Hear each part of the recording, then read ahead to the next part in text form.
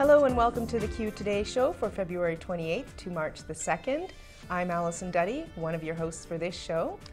And I'm Ron Campbell, your other host for this show. We just want to remind you that our weekday show runs from Tuesday 5 p.m. to Friday at 8 a.m. and the weekend offerings run from Friday at 5 p.m. to Tuesday at 8 p.m. We broadcast every day at 8 a.m., 5 p.m. and 10 p.m.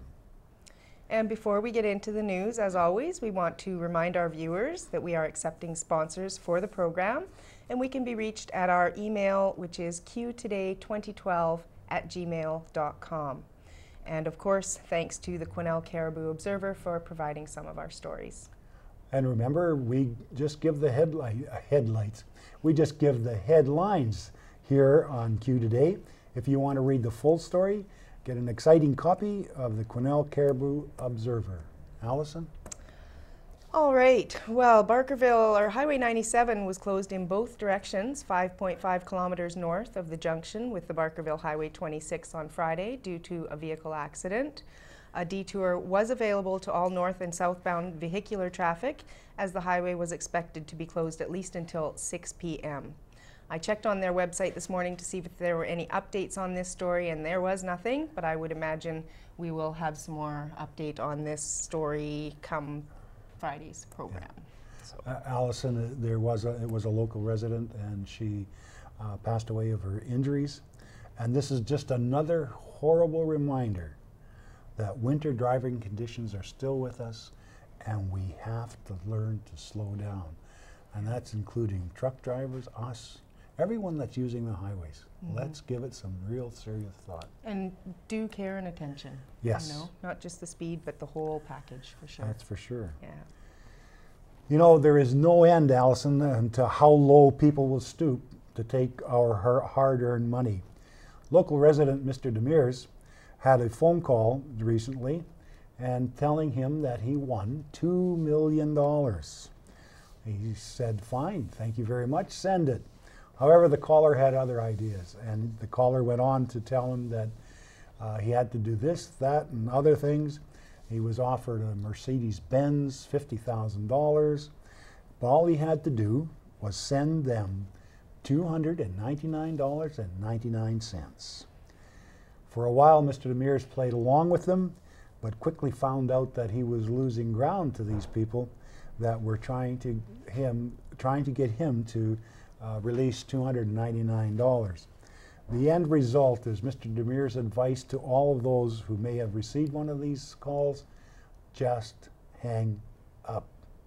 There is a lot of vulnerable people out there, and these con artists can really, really try to trick you into releasing your money.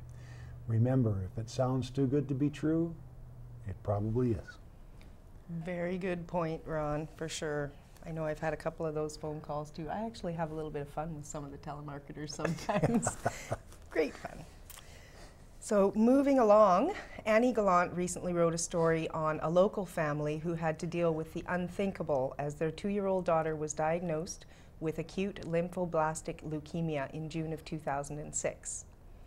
The family of 4, Pam, Sean, Kyle, and Emily Moorside, now treasure each moment, taking nothing for granted as Emily is now 2 years chemotherapy free.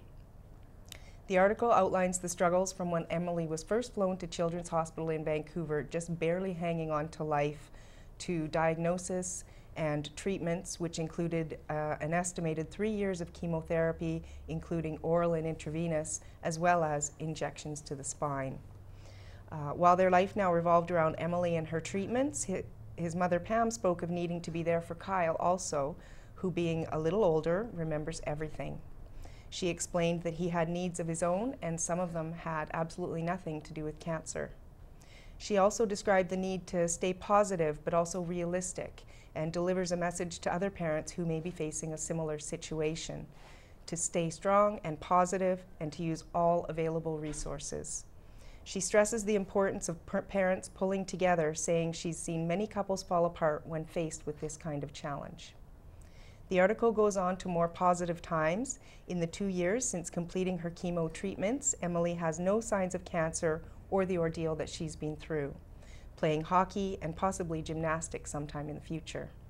She stresses the importance, Pam says she's bright and full of energy with a resilience that no doubt helped her get through this experience. While both children are described as wise beyond their years, Kyle is described as protective and loving, with great leadership skills, and very helpful, though he still worries Emily may get sick again. Quesnel's Relay for Life celebrates survivors such as Emily Moorside. This year's relay is May 26th in Laborde Park. For information, you can contact Michelle Godfrey, 250-983-8815, or Quesnel Relay at bc.cancer.ca, or you can contact Kathy Briggs at 250-747-2510, and Kathy's email is cbriggs@bc.cancer.ca. It really is an inspiring article and story, and if you haven't had a chance to pick up your copy of the paper, I strongly suggest you do. You could also check it out on the Quesnel Observer website, which is quesnelobserver.com. Allison, I had the privilege and pleasure of sharing lunch with the young lady at the survivors luncheon that they put on at Relay for Life, and she is an encouraging young lady, and so was the family. I had the chance to meet Pam and so forth, and she is just a wonderful, wonderful, well, you know, the one thing that really stuck out to me in the story is when she says that, you know, this kind of thing, it really either breaks families apart or it brings them even closer together, and it's nice to see that story too, that part of the story, how closer it brought them together and how they just cherish every day that they have with Emily. Yes. So it's a great story. It is very, very good. Moving along to donations and how they work locally. You notice the veterans and the volunteers that are outside various businesses here in and around Quesnel, starting in October up to November 11th. They're standing there offering you a poppy, and you make a donation. Well, that donation goes to help the Veterans Transition Program. It's a hands-on counseling which is done for emotionally challenges resulting from military service for the veterans. Their hope is to raise $250,000 to put towards this program. And you know, you do not have to wait until Poppy Day to donate. Our local Legion is always looking for additional funds for the many programs that they run for our veterans. That is what happens with the money from the Poppy Fund. It goes towards some excellent programs that they have. Good for that. Thanks, Ron. I always wondered about that. So does all the money raised locally stay local? Yes, most of it, but then they also put in and contribute to the whole pot so that it can be distributed. Equally. Oh, great. Good to know. So the Watoto Children's Choir is returning to Quesnel for 4 performances beginning on March the 3rd. Watoto is a holistic care program initiated as a response to the overwhelming number of orphan children and vulnerable women in Uganda. Their mission is to rescue an individual, raise one as a leader in their chosen sphere of life so they in turn will rebuild their nation. Accompanied by a team of adults, the choir represents Watoto's vision and mission through their stories, music, and dance. These children, between the ages of 6 and 13, act as ambassadors to raise awareness about the plight of the orphaned and vulnerable children in Africa. Each one has lost parents due to war or disease. Following each of the Quesnel performances, there will be an opportunity to purchase merchandise made by the women of Living Hope. Left abandoned or widowed, the most marginalized and wounded people in Africa are women, and Living Hope is dedicated to this target group, including HIV-positive single women, returners from abduction, and teenage mothers. Living Hope operates alongside Watoto to restore the lives of these women. Twice, groups from Quesnel have traveled to northern Uganda and experienced Watoto villages, seen firsthand the good work being done for Uganda's most vulnerable. And they do have another trip planned actually next year to go back. The Watoto Children Choir will spend 2 days in Quesnel performing, beginning on Saturday, March the 3rd at 7 p.m. at the Pentecostal Church on Coach Road. On Sunday, March 4th, there are 2 performances at North Star Baptist Church on North Star Road, one at 9:15 and one at 11 a.m.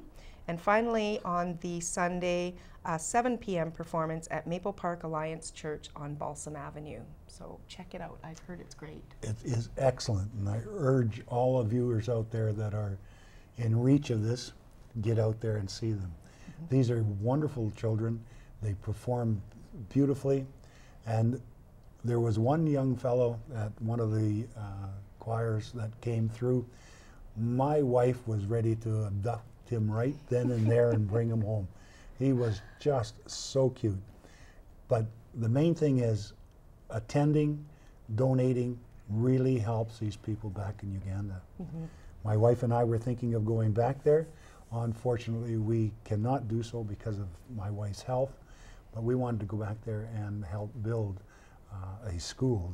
You can go back there and you pay for your own trip over, and you go there and you help construct schools and buildings for these people. How rewarding. Oh, and to see, to actually see, you see it on the news, you see it in newspapers, but to actually go there and see how people live, I would imagine it's a real eye-opener, and you know, really makes you feel fortunate for what we do have over here. Yes, that's for sure. For sure. Get out and hear these young representatives from their country. Great. 1 in 6 in BC was nominated for this award, and guess what? Tracy Bond, who is our local person that's in charge of our nature center here in Quesnel, won. She won the Salmon Award for organizing salmon studies for students from kindergarten to college. Tracy, as I said, is in charge of our nature center, which is located in the West Fraser Park. And this award goes to those that made a lasting contribution to the preservation, enhancement, and improvement to the Fraser River watershed and its salmon population. Tracy works hard and is very deserving of this award. For you viewers out there that may not have been to West Fraser Park and saw the Nature Center, it's an opportunity for you to go there and meet our award winner, Tracy Bond. Awesome, that's great. So we are moving along to sports now, and skaters from the Quesnel Figure Skating Club continued their successful season with another strong performance at the Cara Boots and Blades competition in Williams Lake earlier this month. In all, the Quesnel contingent of 19 skaters collected 15 gold medals, 7 silver medals, and 6 bronze medals, and just as many personal best scores. Several skaters earned multiple medals at the competition, including Brian Papa, Samantha Maiden, Cassandra Greenwood, Vanessa Van Aert, Selena Van Aert, Olivia Marlowe, and Madison Nicolette. For 13-year-old Marlowe, the Cara Boots and Blades competition served as the perfect warm-up for the upcoming BC Games. In addition to the medals, the Quesnel Figure Skating Club skaters earned the trophy for the team receiving the most medals at the competition. The Quesnel Figure Skating Club is now busy preparing to host the upcoming CNC Regional Championships at the Twin Arenas from March the 9th to 11th. And the event features 180 skaters ages 6 to 18 from Prince Rupert, Prince George, Fort St. John, and south to Williams Lake and points in between. Should be a good one, 180 skaters. It is. When I keep thinking about the things that we do here in Quesnel, it's amazing that we have so many talented people in different sports, and we draw on a small population. We've spoken about this before. It really is stunning to see some of the results that we get from such a small community to have such great results in some of these major competitions. In figure skating, hockey, and so forth. You can see it coming from Vancouver and these larger centers because they have a large population. Exactly. But we don't, and we're getting quality people that are really up there in the sports. That's Which awesome. leads me to my next. Of course. In Great. Kelowna this month, the Quesnel Ringette teams presented themselves very well. The under 12 Blue Thunder, they broke even. They won 2, lost 2.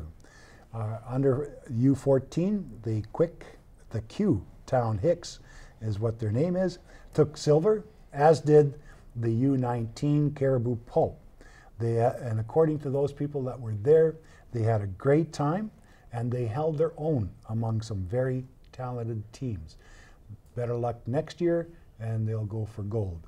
They just about took it this time, but silver, we'll accept silver. Oh, that's pretty darn good. So the Quesnel Youth Soccer Association and the Quesnel Denny's Strikers recently played host to the under-12 soccer teams from Williams Lake and Prince George.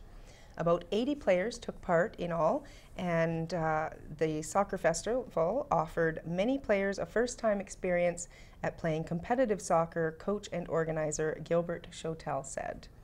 Teams from Williams Lake and Quesnel played with equal ability, but the teams from Prince George did display better organization with respect to positional play. Nonetheless, Ian Brown, coach for the boys under-12 Strikers team, noted his players were equally adept in terms of individual ball handling skills. Because the weekend soccer festival was supported by a grant from BC Soccer, no one kept score as per the under-12 soccer mandate. The Quesnel Youth Soccer Association is also hosting the European Football School in Quesnel, March 18th to 20th, and this is a 3-day camp open to all players under 9 and up. For more information on that, you can visit www.qcatv.ca.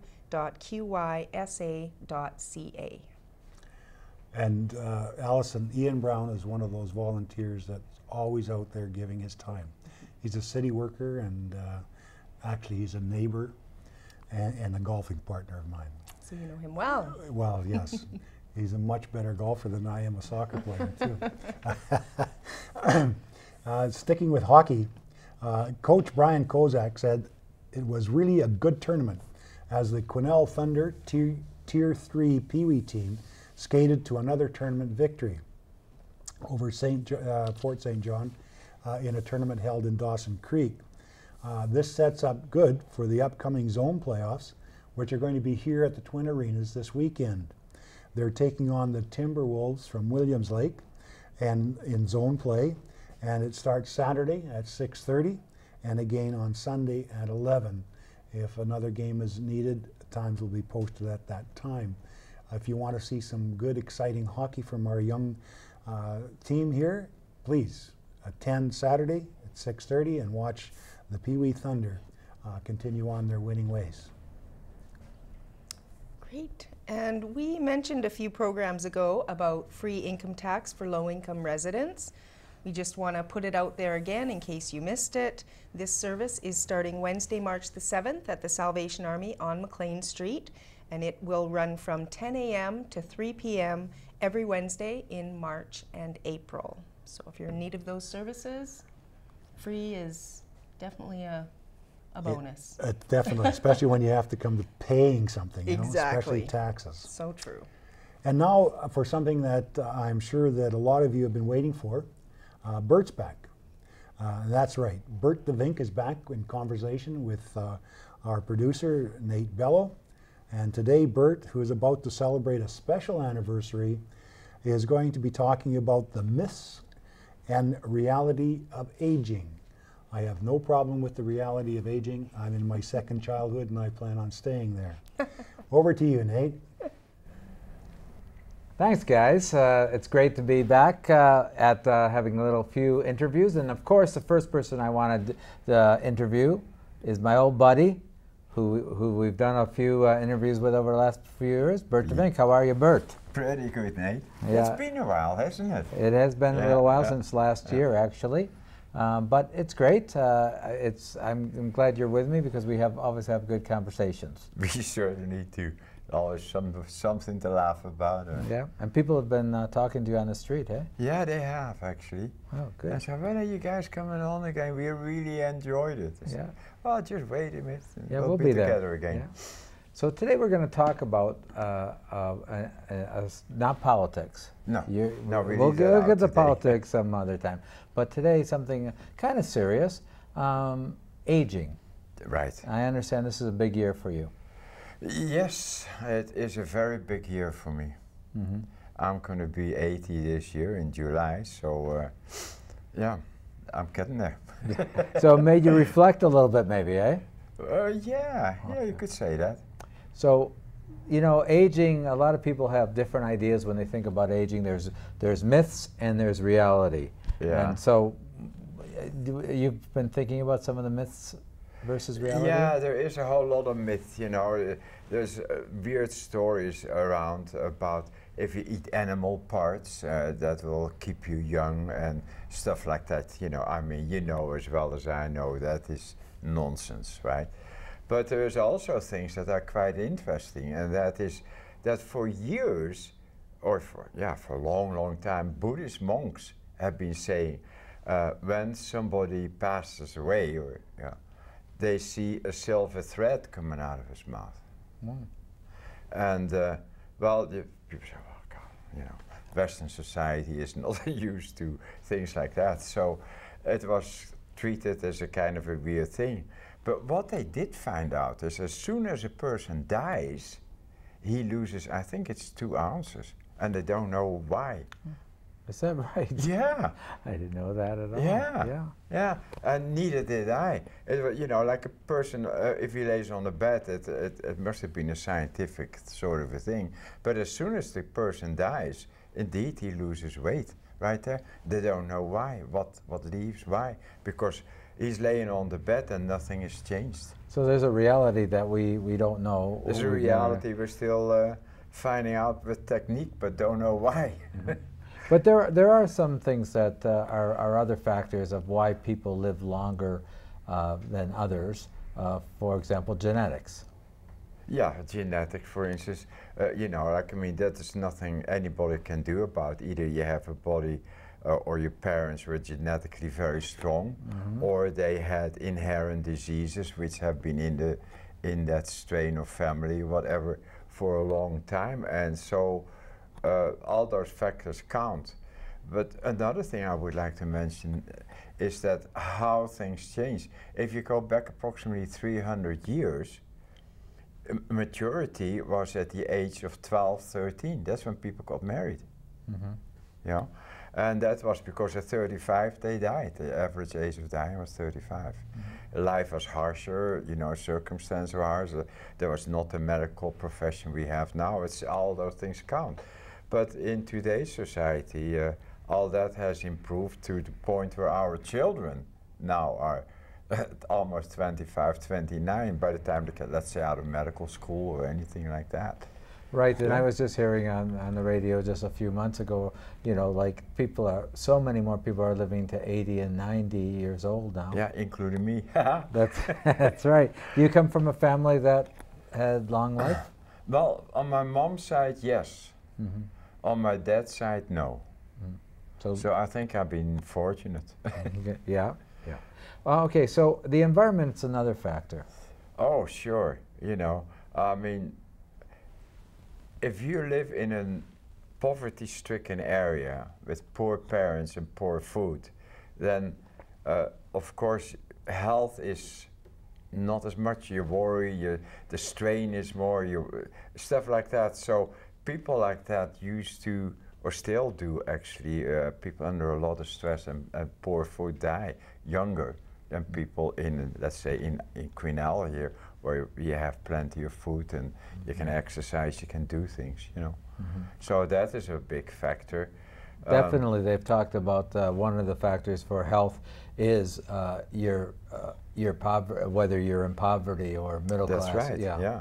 So, you know, and when we have health programs, the preventive health programs probably should include working on increasing the income level of ordinary people. Definitely. That's a factor, you know, what people are fighting about now. That, you know, you can see that increased in Spain. You know, what they're taking away is those benefits of health care and social circumstances, and that is harsh. You know, that is hard thing to live with. If I don't know. There's so much going on, but now we get into the politics of things. Right. So okay, let's back to the health. Back to the health. One thing, you know, that really, and I know about it because of a friend of mine who is suffering from this. There seems to be, I don't know if there's more dementia, but dementia is definitely a problem and probably affects one's health. Oh, for sure. I mean, one's length of life. Well, yeah. It's a difficult one because dementia itself has been around for a long time, but if people die younger, then the total effect of dementia is not played out. You know, it's if you die at 60 with a little bit of dementia, it's very different than you die at say 85, 90 with a lot of dementia. Right. Right? So there is that factor, and then there's a whole lot of other things to connect with dementia. People who live a very monotonous sort of a life. Let's say if I was born on the prairies and I live in a small town, and you know, I grow up there, and all I know is a small town. I work in the little, in the, what do you call those big things? The silos, the Right, the grain silos, yeah. Grain silos, you know, all your life. And there's monotony. After a while you look back and there's nothing there. 1 page, 2 pages, it's all the same. You know, you go to work, you crash, you go to work, you come home. And so if you don't exercise your brain, it's like any other part of your body. If you don't exercise your brain, eventually dementia will set in sooner. When you say that, there are some that say that was a more peaceful way of life and maybe gave you less stress, which then would make your life longer. What do you say to them? Yeah, well, I have an uncle, you know, I never liked this son of a gun very much. But he was the dullest thing on earth as far as I'm concerned, you know. He was a painter, and every day he painted. And that's all he did. And then he came home, he ate and fell asleep. Yes, yeah. So you know, well, by the time that guy was 55, 60. Okay. So in other words, people need to stay active, stay interested, and that's one thing I think you probably attribute to your health right now. Yeah, I would say. With your Observer articles, and you're always stirring the pot a little bit, you know, keeps things quite interesting. Yeah, well, life as an artist is in itself quite interesting, you know. I've lived in real all kind of parts of this poverty-stricken parts usually, you know, and I had a good life. Oh yeah, we talked about, at another time, we talked about the bohemian existence you lived in the 1950s and all that kind of thing. So you've had an interesting life. So let's sum this up, Bert, and let's give a little bit of advice, What advice will you tell our folks at home, our loyal Q Today viewers, about living longer? Okay, one is stay healthy and don't do stupid. Can I tell a funny thing here? Yeah. You know, I always kept up physically as much as I could, and I was 72 or so, and it was springtime, it was melting as it is now. You get that dirty stuff running down, you know, that slush. And I was going to the liquor store, and there was a big puddle about 5 feet or so wide, and I said, holy, and I took a run and jumped over the puddle. And somebody in the liquor store said, Bert, how old are you? I said, oh, 72. He said, you jump in a puddle like that? I said, oh. A couple of years later I tried, I could do it. Sploosh. Jumped right in the middle of the darn thing, and oh God, I was soaked from ass to breakfast. It was horrible. Well, I couldn't even do it when I was 40. No, I have a hard time. What I'm trying to say is, you know, it's good to stay with it, but don't overdo it. Don't be ridiculous. Don't start running miles if you haven't run for a while, you know. So, yeah, that's one thing. And of course, the mental part is really important to maintain. You know, be aware of the world around you. Don't let them push you in a corner in a rest home and where you sit and do nothing. Ask to be involved in things or get involved in things. Make them work for it. And make yourself work and be part of the world around you. That is so important. You know, read. Don't just watch dumb movies, but watch movies that have interest, movies that make you think, or read books that make you think. Anything. But to coop yourself up and say, I'm going to die and here I sit, no. Well, nobody would accuse you of that, Bert, and so for that reason I want to keep you coming for regular visits here and thinking of other provocative ideas and maybe even politics every once in a while. Okay. Thanks for joining us today. You're welcome. Okay. Back to you guys. Great. Thanks for that, Nate, and awesome to have Bert back. Now it's time to take a look at local happenings with our community calendar.